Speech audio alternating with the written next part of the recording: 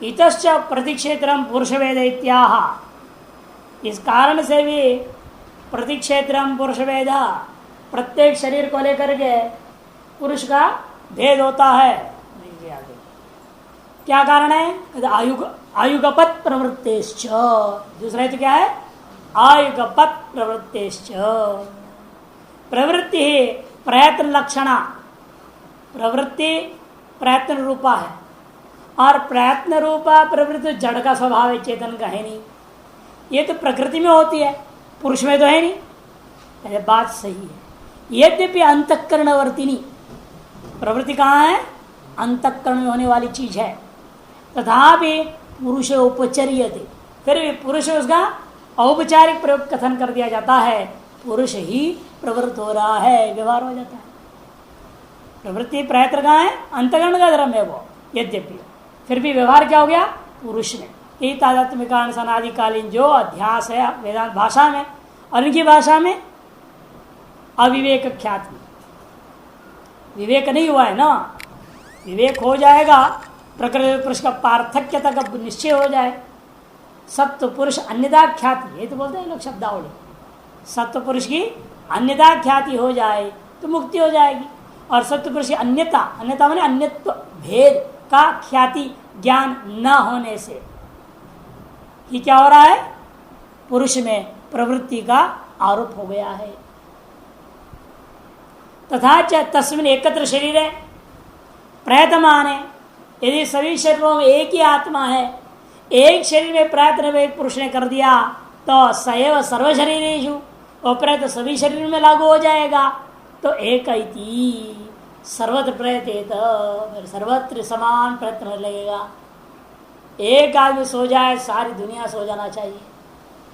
ये सभी एक ही आत्मा है सभी शरीर में। तथा सर्वाणी एवं शरीराणी युगपत् चालयत, और सकल शरीर तो सब चलना चाहिए।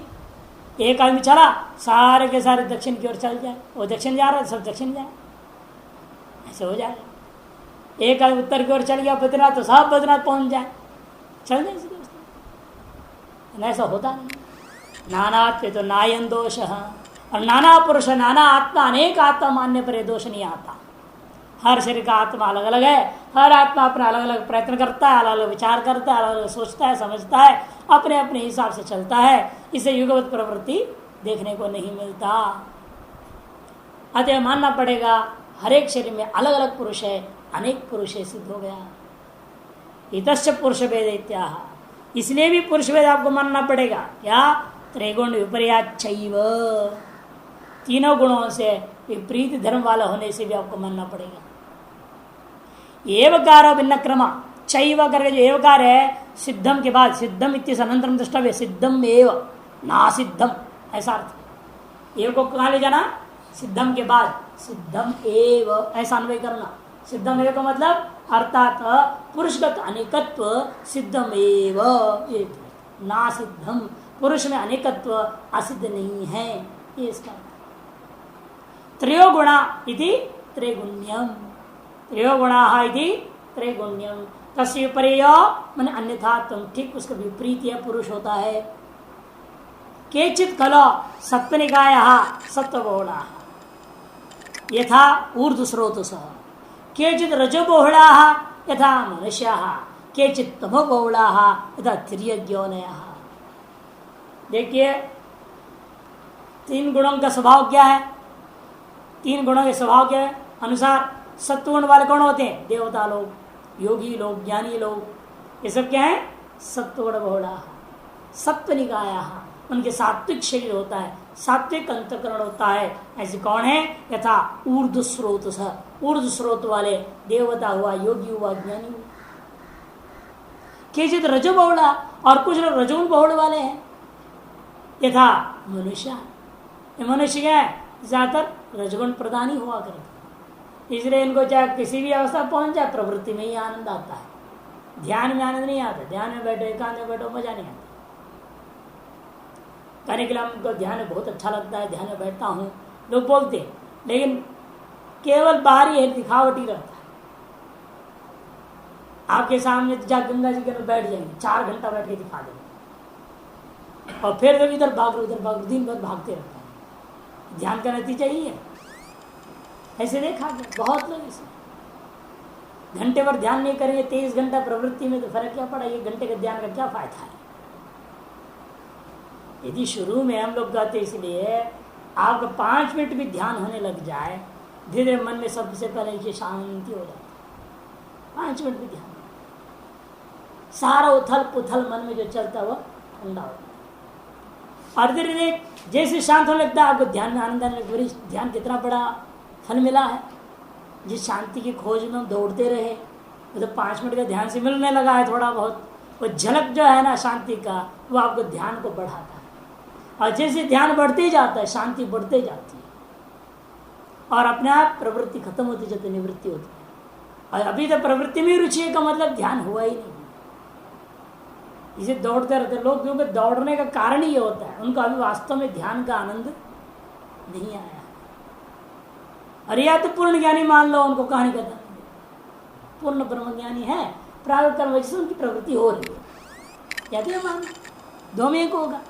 अब गुरुजनों को तो ये मानना पड़ता है ना। अब ये थोड़ी कह सकते हो आपको ध्यान नहीं लगा, कुछ नहीं लगा, ये सब दौड़ते रहते इधर उधर इधर उधर चक्कर में घूमते रहते हैं, ये तो गुरुओं को तो कह नहीं सकते। जैसे गुरुओं को हम लोग क्या कहते हैं, तो ब्रह्म ज्ञानी है, प्रारब्ध कर्म से इनका दौड़ना चलते रहता है, ये कह देते हैं हम लोग। और दूसरा महात्मा को साफ बोल रहे, इसका ध्यान कुछ नहीं होता, इसलिए भागते रहता है। वो कहे तो गुरु भी तो भागते हैं, तो यही कहते अरे वो तो ब्रह्म ज्ञानी है, प्रारब्ध कर्म अच्छे से घूमते रहते हैं। व्यवस्था देनी पड़ती, क्या करें, है या नहीं तो भगवान जाने। त्रयोगुणा इसलिए कहते हैं मनुष्य, और के चित्तम बहुला यथा विपर्यो न यथा तिर्यज्ञो ने, तिर्यज्ञो में पशु पक्षी ये सब क्या है, तमोगुण वाले शरीर। आजकल मनुष्य योनि में सारा तमोगुण प्रधान शरीर हो गया है। क्या प्रवृत्ति जो देख रहे हैं मनुष्यों में, शास्त्रीय प्रवृत्ति कहाँ है? शास्त्रीय प्रवृत्ति तो है नहीं, अशास्त्रीय प्रवृत्ति ही हो रही सभी में। और शास्त्रीय प्रवृत्ति हो भी नहीं सकती, क्योंकि शास्त्रीय प्रवृत्ति के लिए आवश्यक होता अधिकार इनके अंदर नहीं रह गया, कि जन्म से जानवर बने हुए हैं, मरने तक जानवर ही बने रह जाते हैं। क्या करें, न जनेऊ है न चोटी है। अब शादी के लिए लाइसेंस जैसे हो गया है, जनेऊ पहनने का 2 दिन पहले पहनेंगे, 1 दिन बाद निकाल देंगे, हो गया छुट्टी। वो भी क्या, ऐसे संस्कार वाला व्यक्ति क्या शास्त्र का शास्त्रीय प्रवृत्ति के योग्य है? वो है ही नहीं। सही सही उम्रों में संस्कार होते हुए शास्त्र ज्ञान भी होना चाहिए ना उसको। शास्त्रीय प्रवृत्ति करेगा कैसे, उसको पता ही नहीं उसके लिए क्या करना चाहिए क्या नहीं करना चाहिए। तस्मात् छात्र में प्रमाणन्ते कार्य कार्य व्यवस्थित हो। गीता 16वें अध्याय 24वां श्लोक। शास्त्रीय प्रमाण है क्या करना चाहिए क्या नहीं करना चाहिए, और शास्त्र पढ़ाई नहीं तो मालूम क्या होगा क्या करना क्या नहीं करना है। BSc BCom MBA TMBA कर लिया और पारा तनख्वाह इतना लंबा चौड़ा, और पशु से खाओ पियो भोगो और करना क्या, बच्चा पैदा करो, बस इतना अंतर है। पशु बच्चा पैदा करके छोड़ देते हैं बच्चों को, अरे बच्चा पैदा कर उसको पढ़ाते लिखाते, इतने अंतर है। और फर्क क्या है, तो परवरिश करते हैं, कपड़ा लता ले आते रहते हैं, स्कूल भेजते हैं, पढ़ाते हैं, लिखाते हैं, शादी हो गई करा देते हैं, इतना ही अंतर, और कोई अंतर नहीं रहेगा। और अपने शास्त्रीय सिद्धांत के अनुसार शास्त्रीय प्रवृत्ति वाले ही को प्रवृत्तिमान माना जाता है, क्योंकि बाकी चारों प्रवृत्तियां क्या है, आहार निद्रा भय मैथुन समानमेतत् पशुभिर्नराणां धर्मो हि एको अधिको विशेषो धर्मिण हीना पशु समाना। इसलिए कहा धर्म एक मात्र, और यागादि रेव धर्म, धर्म क्या है, यागादि है। वो कौन करेगा, जो समय समय पर संस्कार प्राप्त शास्त्र ज्ञान को प्राप्त किया वही तो कर सकता है। अतः शास्त्रीय प्रवृत्ति के अधिकारी भूता मनुष्य इस कलयुग में तो न के बराबर हो गए हैं। कहाँ है, कितने हैं, न के बराबर मानना पड़ेगा। जनसंख्या के 1% भी नहीं है। विश्व की जनसंख्या 6 अरब से ऊपर हो गया ना, विश्व की जनसंख्या 6 अरब से ऊपर हो गया, इसके 1% का मतलब 6 करोड़। 6 करोड़ भी नहीं है इस विश्व में अभी जो शास्त्रीय कर्मों को करने वाले हों। भले 6 करोड़ ब्राह्मण समाज होगा, इन 6 करोड़ ब्राह्मणों में भी कितने हैं जो नित्य संध्या पूजा पाठ नित्य होम वगैरह कर रहे हो? विश्व की जनसंख्या का 1% आजकल ब्राह्मण है। सब 6 करोड़ ब्राह्मण मिल जाए, ब्राह्मण परिवार। लेकिन उनमें से 6 लाख परिवार भी नहीं मिलेगा ढंग से जो कि शास्त्रीय प्रवृत्ति में लगे हों। और क्षत्रिय वैश्य को तो भूल ही जाओ, एक भी नहीं है शास्त्रीय प्रवृत्ति वाले। वो सब बुढ़ापे में आ जाते हैं सत्संग के नाम में। आश्रम में कहते चलो भाई वृद्धाश्रम में चलो और सत्संग करो, मरते हुए राम राम कर लो, और क्या करें। कई लोग बोलते हैं ध्यान और जप से सब ज्ञान मिलता है, पढ़ाई करने की जरूरत नहीं, ध्यान और जप से ज्ञान। हाँ जरूर मिलता है। क्यों, कौन मना कर रहा है? मना कौन कर रहा है? हम भी मना नहीं करते, ध्यान और जप से तो मिल जाता, पढ़ने की कोई जरूरत नहीं। ध्यान और जप हो तब तो। ध्यान और जप हो कहा रहा है? किसको ध्यान लग रहा है? कौन जप कर पा रहा है? और उसे पूछे जो मंत्र जप कर, उस मंत्र का अर्थ मालूम है? मंत्र का अर्थ ही मालूम नहीं उस बुद्धों को, जप का फल क्या मिलेगा? ये कि पुण्य हो रहा है, अंतरण शुद्धि हो रही है, वो करते करते अनेक जन्म लगेगा ध्यान जप के नाम पे। फिर अंतरण शुद्धि होने के कारण से कभी न कभी शास्त्र पढ़ लेगा, प्रवृत्त हो ही जाएगा। बिना शास्त्र के संस्कार के बिना कैसे अनुभव हो जाएगा? कभी न कभी तो शास्त्र सुनना ही पड़ेगा, या पहले से सुना हुआ है नहीं, शास्त्र अंतर्गण शुद्ध नहीं था, ऐसा अनुभव नहीं हुई, तो ध्यान जप के शुद्ध होने पर वो जो ज्ञान पहले पढ़ा हो, ददामि बुद्धि योगम तम, भगवान नहीं कहा, वापस आ जाएगा, वो स्मृति में आ जाएगी। पढ़ा है पहले वो, और किसी वासनाओं के कारण से पढ़ा हुआ चीज को अनुभव नहीं कर सका, प्रवृत्ति में लगा रहा, मंडलेश्वर बना रहा, लगा रहा उत्सवों में, मर गया। तो अगले जन्म में उसी पुण्य की वजह से वो ध्यान जप करने लगा, अंतर्गुण शुद्धि भी हुई, पूर्व प्राप्त ज्ञान वहां पर स्मृति में आ गई, अनुभूति हो जाएगी। और वो कहेगा मैंने ध्यान जब से अनुभूति कर लिया, मैंने पढ़ा ही नहीं। अरे पूर्व जन्म में तो पढ़ लिखा रखा था उसमें। ये तो हो नहीं सकता कि अहम ब्रह्मास्मि का ज्ञान न हो और सीधे ध्यान जब से अहम ब्रह्मास्मि पैदा हो जाए हृदय में। यहां जब ब्रह्मा जी को नहीं हुआ, तुमको क्या होगा? ब्रह्मा जी को भी हुआ ध्यान जब से, तो कुछ तब से क्या हुआ? कुछ नहीं हुआ। भागवत में क्या है? तीसरे स्कंद में ही, प्रथम स्कंद में भी है। ब्रह्मा जी बैठे, पहले तो जब पैदा हुए तो घबरा गए, डर गए, बहुत डर गए। ये कहाँ अंधकार अंधकार था, कुछ नहीं दिख रहा था, जल ही जल था, कहाँ कूदूं?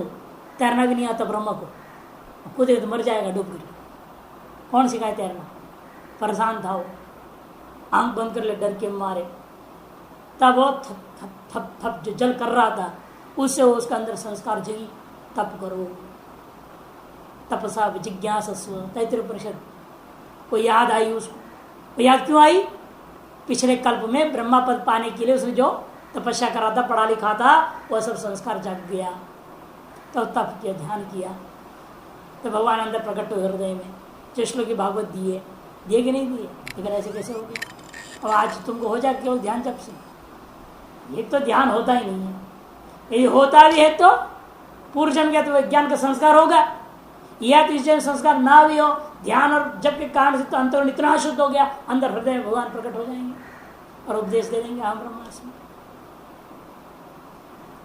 इसलिए ये सब केवल उपासक कहा जाता है। ध्यान केवल ध्यान पराहा, केवल जो है जप पराहा, ये सब क्या है?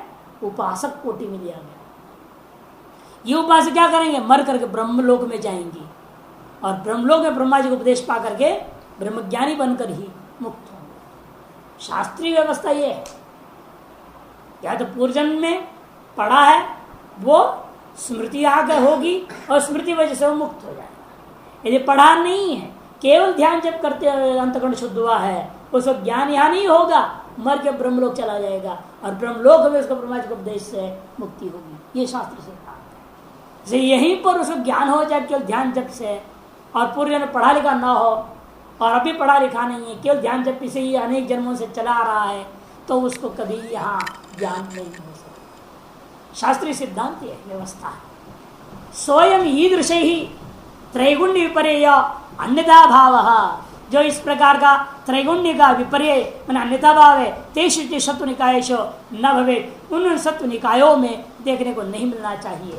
यदि एक पुरुष यदि एक ही पुरुष होता तो पुरुष भेदे तो अयम अदोष, और पुरुष भेद मान लेते हैं तो यहाँ कोई दोष नहीं रह जाता।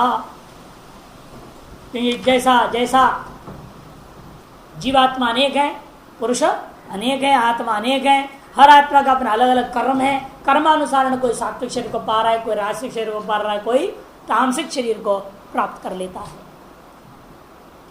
एवं पुरुष बहुत्तम प्रसाद्य विवेक ज्ञानोपयोगितया तस् धर्माना, पुरुष के बहुत को सिद्ध करने के पश्चात आप विवेक ज्ञान का उपयोगी उस पुरुष के धर्मों को वर्णन करेंगे। आत्मा में क्या क्या गुण धर्म है, जैसे पहले आपने जाना प्रकृति में क्या क्या गुण धर्म है, व्यक्ति में क्या क्या गुण धर्म है, व्यक्ति के धर्मों को जाना, अव्यक्त के धर्मों को जाना, और अब पुरुष के भी धर्मों को जानो, तभी व्यक्त अव्यक्त ज्ञा का विज्ञानात् मोक्ष का था ना पहला कारिका में, व्यक्त व्यक्तज्ञ विज्ञानात् ये कहा था पहले कारिका। व्यक्त अव्यक्त और ज्ञ मने पुरुष आत्मा, इसका सम्यक विज्ञान से ही मोक्ष होता है। सम्यक विज्ञान क्या, पहचानो व्यक्त का स्वरूप क्या है, अव्यक्त का स्वरूप क्या है, और ज्ञ का स्वरूप क्या है, इनमें से कौन से सत्य हैं, कौन सा आपका अपना स्वरूप है और कौन आरोपित हुआ है, कैसे हुआ है, उन सबको विवेक करके अलग अलग करके समझ लोगे तो मुक्ति हो जाती है। तस्माच्च पर्यासात् सिद्धम साक्षित्वमस्य पुरुषस्य कैवल्यम आध्यस्थ्यम दृष्टृत्वम अकर्तृभावश्च। तस्माच्च विपर्यासात्, अस्मात् न कह करके तस्मात् कह दिया। तस्मात् इसलिए कह रहे हैं दूर का संबंध जोड़ने के लिए। तत्शब्द क्या होता है, हमेशा दूर का चीज बोध कराने के लिए होता है। परोक्षे तत्व परोक्षे विजानीया इदमस्तु सन्निकृष्ट एतदस्तु समीपतरवर्तिनी अदसस्तु दूरे तत्व परोक्ष विजानीयात।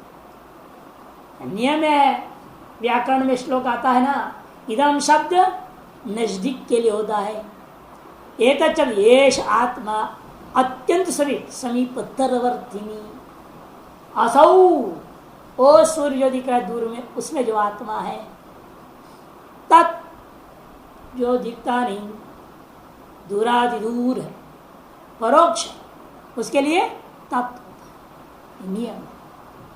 और तत्शब्द का पंचमी प्रकार तस्मात्, तस्मात् माने वो जो 11वीं कारिका में कही गई उसको लेना, 18वीं कारिका का नहीं लेना। इसका विपरीत करके 18वीं कारिका में जो कही गई है उसका विपरीत ऐसा अर्थ नहीं लेना, किंतु 11वीं कारिका में जो बताया गया था त्रिगुणों का स्वरूप उसका विपरीत ऐसा अर्थ है। सिद्धम साक्षित्वम अस्य पुरुषस्य, पुरुष के अंदर क्या सिद्ध होता है, साक्षित्व सिद्ध हो गया। पुरुष के अंदर साक्षित्व सिद्ध, पुरुष हमेशा साक्षी होता है, आत्मा का स्वरूप है साक्षी भाव रहना। और दूसरा कैवल्यम, साक्षित्व का दूसरा अर्थ है दर्शित विषयत्व, दर्शित विषयत्व।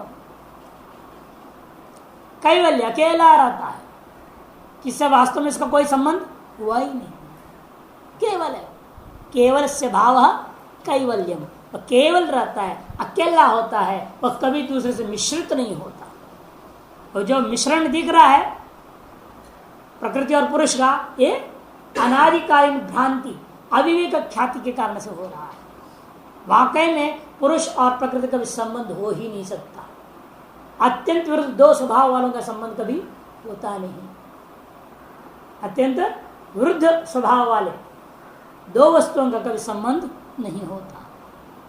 से विरुद्ध स्वभाव वालों को हम लोग देखते दुनिया में, शादी भी कर लेते हैं ना तो अलग हो जाना पड़ जाता है।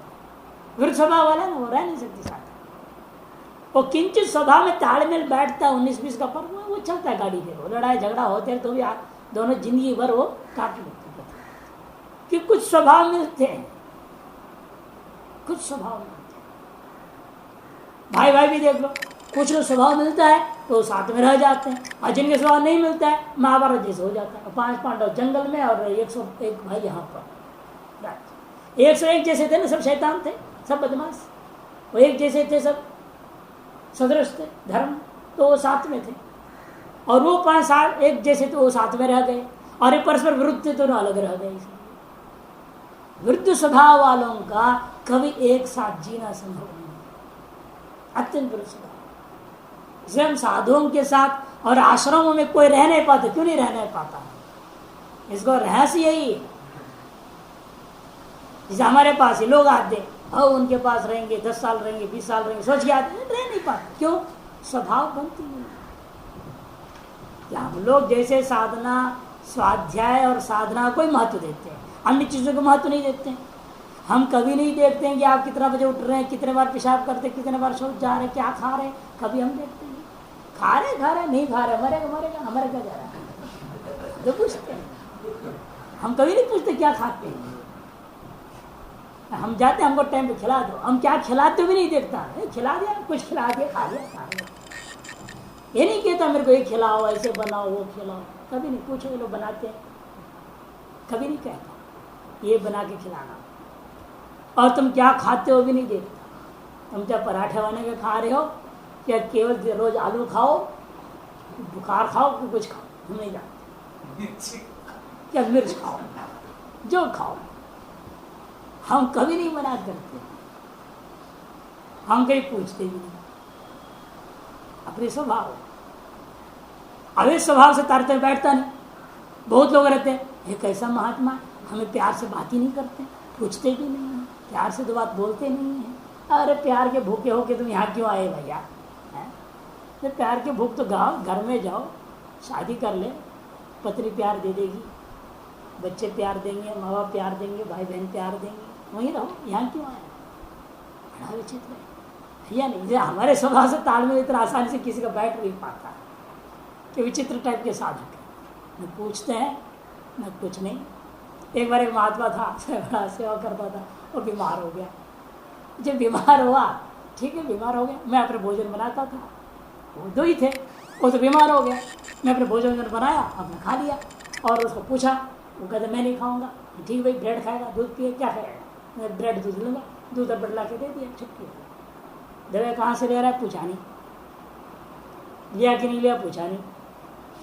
बीमारी तो अपने आप जाएगा, तो बच्चा है, गया पकड़ के ले जाना पड़ेगा अस्पताल। इतना सीरियस हो तो बात अलग है, उठा के ले ही जाऊंगा।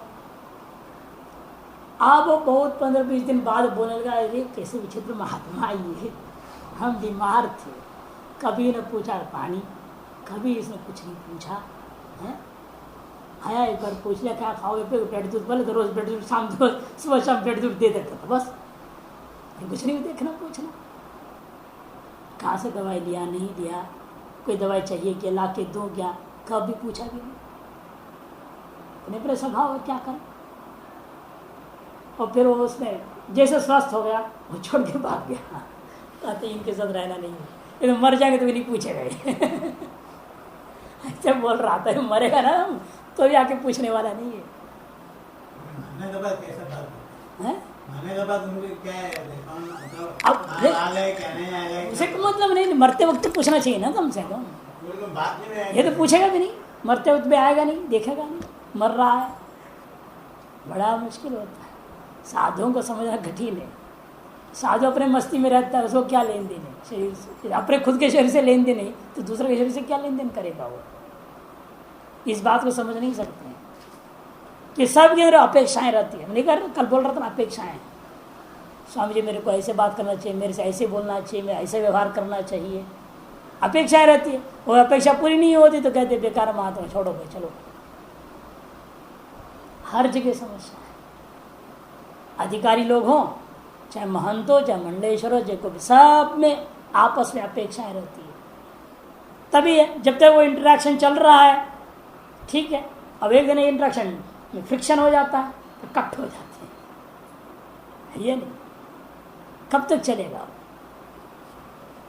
घिसते घिसते आखिर में मशीन भी खराब हो जाती है, नहीं चलती।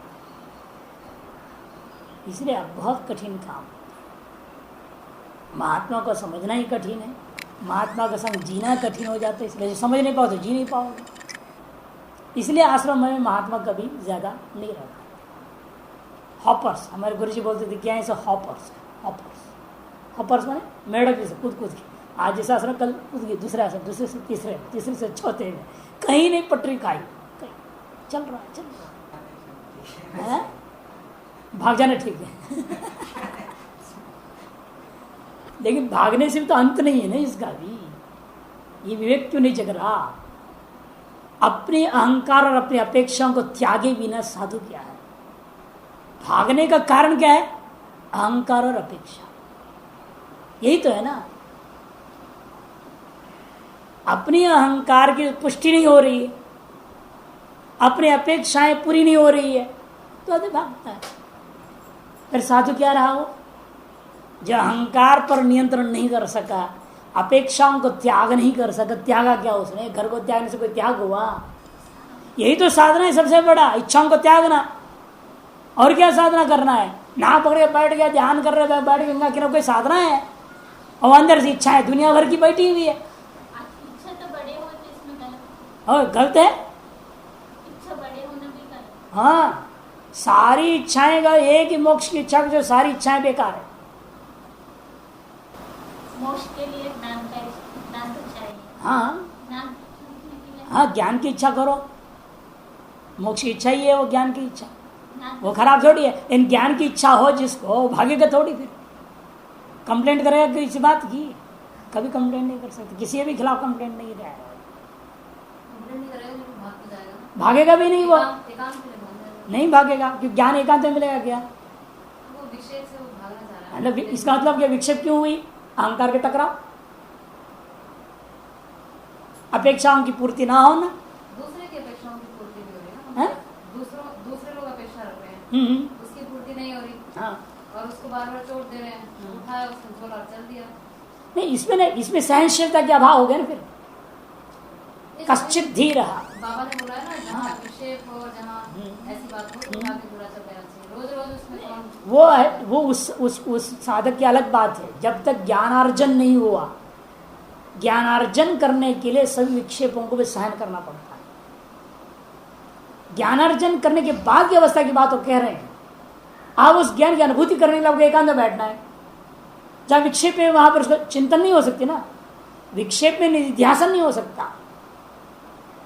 वो जब श्रवण के लिए बात नहीं है, मनन और निध्यासन के लिए बात कहा जाता है। श्रवण काल में सकल विक्षेपों को सहन करना पड़ता है।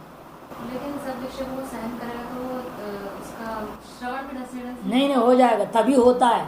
विक्षेप में ही श्रवण है। सप्त ज्ञान की भूमिकाओं में क्या आता है?